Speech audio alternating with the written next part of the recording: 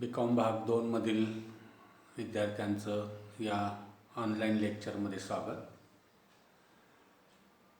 आपण व्यापारी बँकांची कार्ये या संदर्भात चर्चा करत होतो। त्यामध्ये व्यापारी बँकांची जी कार्ये आहेत त्यांचे 3 मुख्य गटामध्ये आपण वर्गीकरण केलेलं होतं। त्यामध्ये प्राथमिक कार्ये, दुय्यम कार्ये आणि इतर प्रमुख कार्ये। मागच्या 2 लेक्चरला आपण प्राथमिक कार्ये कोणती आहेत या संदर्भात चर्चा केलेली आहे। त्याचबरोबर दुय्यम कार्ये कुठली आहेत या संदर्भातही चर्चा केलेली आहे। आजच्या लेक्चरमध्ये आपण व्यापारी बँकांची जी इतर प्रमुख कार्ये आहेत या कार्यासंदर्भात चर्चा करणार आहोत। व्यापारी बँका या आर्थिक जीवनातील महत्त्वाचं स्थान असणाऱ्या संस्था आहेत।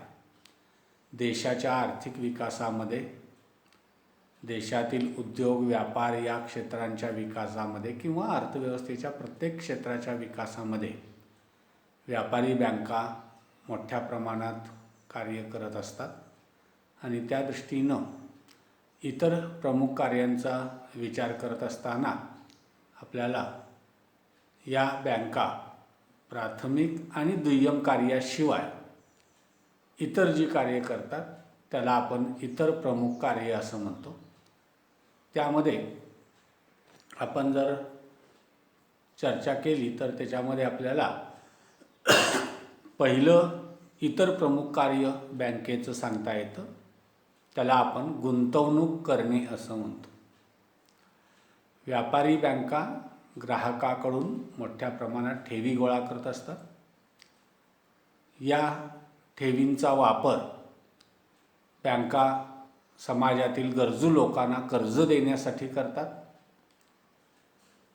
परंतु प्रत्यक्षात जर आपण बघितलं तर बँका आपल्याकडं जमा झालेल्या सर्व ठेवींचा वापर किंवा 100% ठेवींचा वापर हा कर्जासाठी करू शकत नाही।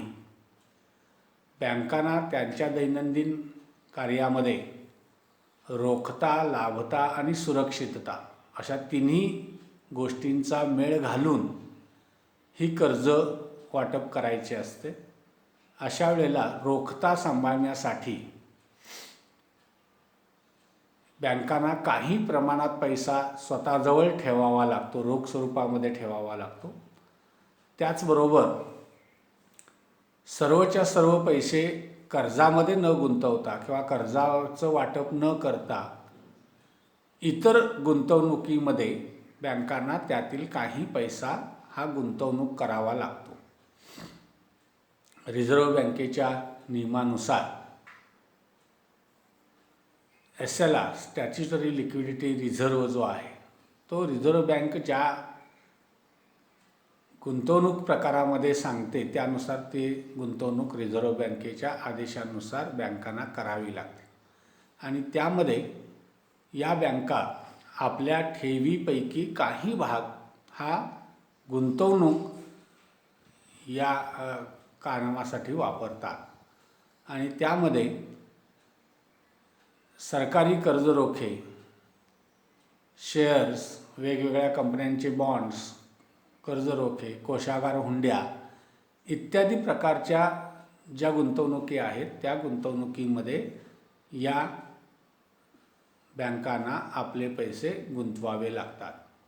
अर्थात अशा गुंतवलेल्या पैशासाठी, गुंतवणुकीसाठी बँकांना त्याच्या नोंदी ठेवण्यासाठी स्वतंत्र रजिस्टर ठेवावं लागतं आणि त्याचबरोबर अशा गुंतवणुकीच्या बाजारातील ज्या किमती आहेत त्या किमतीवर सातत्यानं लक्ष ठेवून बँकांना आपल्या या गुंतवणुकीच्या संदर्भात निर्णय घ्यावे लागतात। तर हे पहिलं कार्य आपल्याला इतर दुय्यम कार्यामध्ये व्यापारी बँकांचं कार्य म्हणून सांगता येईल। त्यानंतर दुसरं जे व्यापारी बँकांचं कार्य आहे इतर प्रमुख कार्यामध्ये त्याला आपण पतपैसा निर्माण करणे असं म्हणतात. त्यालाच क्रेडिट क्रिएशन असं म्हटलेलं आहे. तर क्रेडिट क्रिएशन म्हणजे नेमकं काय, तर व्यापारी बँका त्यांच्याकडं ज्या ठेवी जमा झालेल्या असतात, या ठेवीच्या आधारे कर्ज देतात आणि अशा दिलेल्या कर्जातून पुन्हा ठेवी निर्माण करतात आणि या पद्धतीनं ठेवीतून कर्जे आणि कर्जातून ठेवी असं एक चक्र सतत बँकांच्या दैनंदिन कार्यात सुरू राहतं. म्हणजे बँकेनं आपल्या ठेवीच्या माध्यमातून जे कर्ज इतरांना देतात ते कर्ज पहिल्यांदा बँका त्या व्यक्तीच्या खात्यात जमा करतात आणि त्यानंतर ती व्यक्ती त्या खात्यातून त्याला आवश्यक त्या पद्धतीनं असे पैसे वापरत असते किंवा काढत असते. म्हणजे इथं प्राथमिक ज्या ठेवी किंवा मूळ ठेवी ज्या बँकेकडे आलेल्या असतात त्यातून बँका कर्ज देतात आणि त्या कर्जातून परत ठेवी निर्माण करतात आणि त्यामुळं ठेवीतून कर्ज आणि कर्जातून ठेवी या व्यवहारामुळं बँकेकडं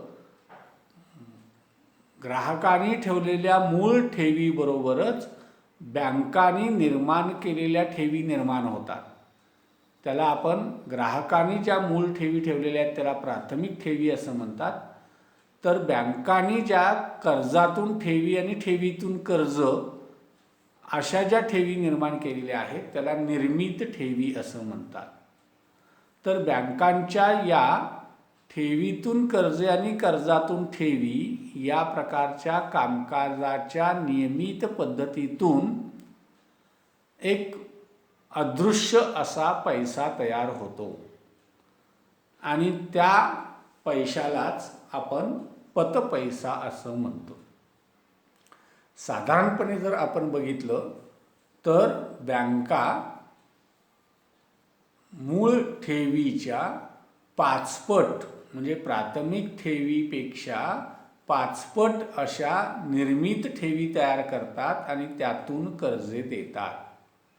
तर यातून जो पैसा तयार होतो त्याला पतपैसा असं म्हटलेलं आहे आणि असा पतपैसा निर्माण होण्यासाठी बँकांच्या कार्यामध्ये किंवा बँकांच्या जे ग्राहक आहेत त्या ग्राहकांनी आपल्या दैनंदिन कार्यात रोख पैशापेक्षा चेकचा वापर करणं आवश्यक असतं. म्हणजे दैनंदिन व्यवहारात व्यक्तींनी जर रोख पैसे कमी प्रमाणात वापरले तर आपोआप त्यांच्याकडचे पैसे बँकेमध्ये ठेव रूपानं जातील आणि ठेव रूपानं ठेवलेले पैसे रोख न काढता जर त्याचा वापर त्यांनी चेकच्या माध्यमातून केला तर प्रत्यक्ष पैशाचा वापर न होता लोकांचे दैनंदिन व्यवहार चालतील आणि बँकाकडं या ज्या ठेवी निर्माण होतील त्या ठेवीतून जरी बँकांनी कर्ज दिली तरी प्रत्यक्ष रोख पैसा बँकांच्याकडून जाणार नाही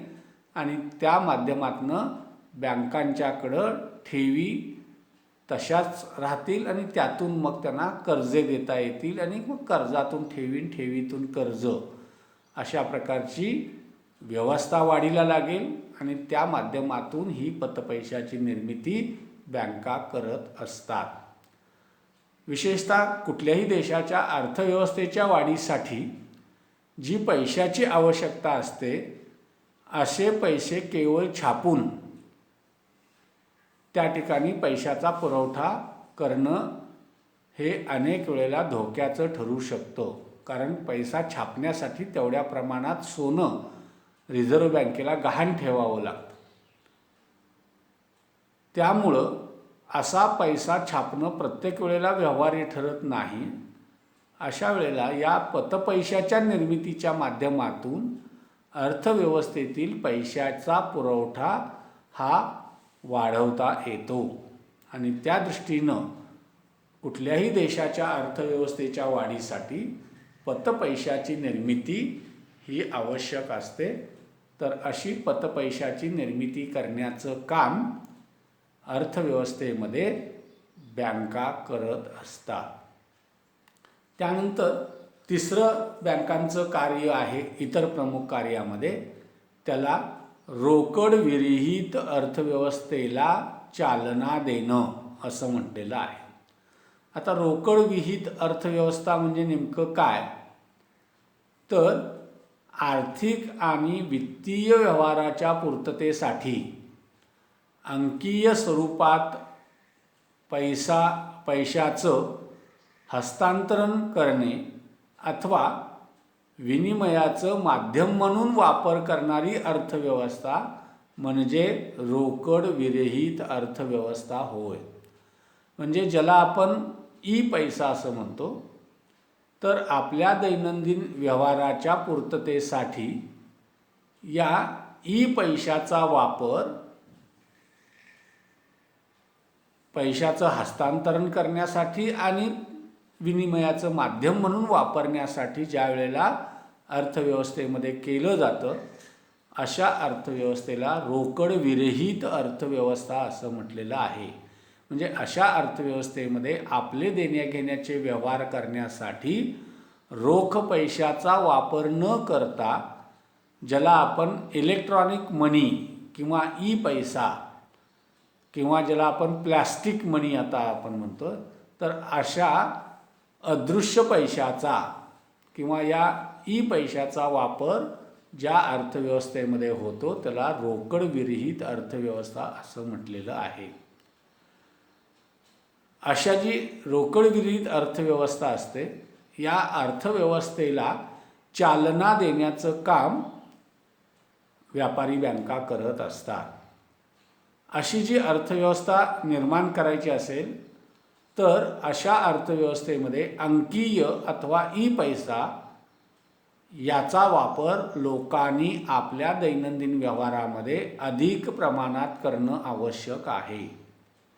विशेषतः कर चोरी, काळा पैसा निर्मिती, आर्थिक क्षेत्रातील भ्रष्टाचार अशा ज्या समस्या आहेत अर्थव्यवस्थेतल्या, त्या समस्येवर उपाय म्हणून अशा प्रकारची रोकड विरहित अर्थव्यवस्था निर्माण करणं असा विचार केला जातो.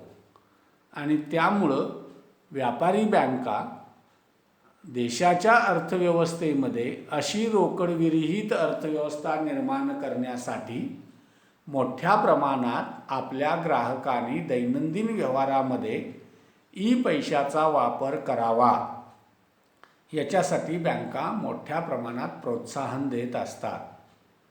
त्याच्यासाठी अलीकडच्या काळात जर आपण बघितलं तर व्यापारी बँकांनी मोठ्या प्रमाणात मोबाईल बँकिंग, इंटरनेट बँकिंग यांचा स्वीकार केलेला आहे. तसेच या रोकड विरहित अर्थव्यवस्थेला चालना देण्यासाठी बँकांनी मोठ्या प्रमाणात ATMचं जाळं संपूर्ण देशभर निर्माण केलेलं आहे. की स्वातंत्र्यानंतरच्या काळात बँकांचा तर विकास मोठ्या प्रमाणात झालेला आहेच, पण अजूनही ज्या ठिकाणी बँका पोचू शकलेल्या नाहीत त्या ठिकाणी ATMच्या माध्यमातून अशा प्रकारे बँकांनी एक जाळं संपूर्ण देशभर निर्माण केलेलं आहे. आणि या ATM केंद्राचा वापर बँकांनी करावा, ग्राहकांनी करावा, याच्यासाठी आवश्यक असणारा जो प्लॅस्टिक मनी आहे, ज्याला आपण डेबिट कार्ड, क्रेडिट कार्ड असं म्हणतो, की ज्याच्या माध्यमातून या ATM केंद्रांचा वापर ग्राहकांना रोकड विरहित व्यवहार करण्यासाठी करता येऊ शकेल, त्या दृष्टीनं अशा प्रमाणात या डेबिट आणि क्रेडिट कार्डचाही मोठ्या प्रमाणात वापर ग्राहकांनी आपल्या दैनंदिन कार्यासाठी करावा, यासाठी या बँका प्रयत्न करत आहेत. तर या पद्धतीनं रोकड विरहित अर्थव्यवस्थेला चालना देणं हे सुद्धा व्यापारी बँकांचं एक इतर प्रमुख कार्य आपल्याला असल्याचं सांगता येतं. तर या पद्धतीनं बँका आपल्या दैनंदिन व्यवहारामध्ये या तिसऱ्या गटामध्ये ही 3 प्रकारची कार्ये आपल्याला करत असलेल्या दिसून येतात. तर एकूण बँकांची कार्ये हा जो टॉपिक आपण बघितलेला आहे, त्या टॉपिकमधचा नेमका गोषवारा काय आहे, नेमका हा टॉपिक समाप्त करताना आपण नेमकं काय काय बघितलेलं आहे याचा थोडक्यात आढावा आपल्याला या ठिकाणी घ्यावा लागेल. आणि त्याच्यामध्ये आपण बघितलेलं आहे की बँका, पहिल्या टॉपिक भागामध्ये आपण बँक म्हणजे काय, त्याची कार्ये, बँकांची व्याख्या, बँकांची उत्क्रांती याची चर्चा केलेली होती. या दुसऱ्या भागामध्ये आपण व्यापारी बँकांची कार्य बघत असताना या कार्याचे 3 प्रकार आपण बघितलेले आहेत. एक म्हणजे प्राथमिक कार्य, दुसरं दुर्गम कार्य आणि तिसरं इतर प्रमुख कार्ये. तर व्यापारी बँकांचं कार्याचं वर्गीकरण या 3 प्रमुख गटामध्ये करता येईल. त्याच्यामध्ये जे प्राथमिक कार्य आहे त्या प्राथमिक कार्याचे परत 2 प्रकार आहेत, ज्याला आपण ठेव स्वीकारणं आणि कर्ज देणं असं म्हटलेलं आहे. प्राथमिक कार्यामध्ये बँका ज्या ठेवी स्वीकारतात त्या ठेवीचे परत 2 प्रकार आपण बघितलेले आहेत. एकाला आपण मागणी ठेवी असं म्हटलेलं आहे किंवा तात्काळ देय ठेवी असं त्याला म्हणतात, आणि दुसऱ्याला आपण कालांतर देय किंवा मुदत ठेवी असं म्हणतो. बँका या ज्या मागणी ठेवी स्वीकारतात या मागणी ठेवीचे सुद्धा परत आपण 2 प्रकार बघितलेले आहेत. एकाला आपण चालू ठेवी असं म्हटलेलं आहे, ज्याला आपण करंट डिपॉझिट्स असं म्हणतो, आणि दुसऱ्याला आपण बचत ठेवी असं म्हटलेलं आहे. चालू ठेवी या प्रामुख्यानं अर्थव्यवस्थेतील जे उद्योजक आणि व्यापारी क्षेत्रातले ग्राहक आहेत की ज्यांना सातत्यानं मोठ्या प्रमाणात पैशांचा वापर करावा लागतो किंवा ज्यांच्याकडं अनेक वेळेला दिवसातून पैसे येतात आणि अनेक वेळेला त्यांना पैसे द्यावे लागतात, तर अशा लोकांच्या सोयीसाठी चालू ठेव या प्रकारात बँका ठेवी स्वीकारतात आणि अशा ठेवी त्यांनी मागता क्षणी त्यांना परत कराव्या लागतात, म्हणून त्याला मागणी ठेवी असं म्हटलेलं आहे. आणि त्याचबरोबर समाजातील जो मध्यमवर्गीय घटक आहे किंवा पगारदार घटक आहे की ज्यांना एक निश्चित असं उत्पन्न महिन्याला ठराविक मिळतं, तर अशा लोकांना त्यांच्या भविष्यातील गरजा पूर्ण करण्यासाठी बचत करत असतात. तर अशी बचत ही बचत ठेवीच्या माध्यमातून बँका आपल्याकडं स्वीकारत असतात. त्यानंतर दुसऱ्या ज्या ठेवी आपण बघितलेल्या आहेत ज्याला कालांतर देय किंवा मुदत ठेवी असं म्हटलेलं आहे. तर या मुदत ठेवीचे सुद्धा आपण 3 प्रकार बघितलेले आहेत. एक म्हणजे मुदत ठेव, दुसरं आवर्ती ठेव आणि तिसरी रोख प्रमाणपत्र. की साधारणपणे ज्या व्यक्तींच्याकडं त्यांच्या उत्पन्नातून काही भाग शिल्लक राहिलेला आहे, त्यांचे खर्च वजा जाता शिल्लक राहिलेला आहे आणि अशी रक्कम त्यांना काही काळासाठी लागणार नाही, अशी ज्या वेळेला शक्यता असते अशा वेळेला व्यक्ती काय करतात, तर आपल्याकडील पैसे हे या मुदत ठेवींच्या या 3 वेगवेगळ्या प्रकारामध्ये आपल्या पैशाच्या गरजेनुसार किंवा आपल्याकडं शिल्लक पैशाच्या कालावधीनुसार त्या ठिकाणी ठेवत असतात. त्याला आपण मुदत ठेव असं म्हणतो. साधारणपणे अगदी 7 दिवसापासून ते 15-20 वर्षापर्यंत अशा प्रकारच्या मुदत ठेवी त्या ठिकाणी बँकांमध्ये ठेवता येतात. तर या मुदत ठेवी साधारणपणे या 3 प्रकाराच्या माध्यमातून, नुसती मुदत ठेव ज्याला आपण फिक्स्ड डिपॉझिट असं म्हणतो, त्यानंतर आवर्ती ठेव ज्याला आपण रिकरिंग डिपॉझिट असं म्हणतो, आणि तिसरे रोख प्रमाणपत्रे या माध्यमातून बँका या ठेवी स्वीकारत असतात.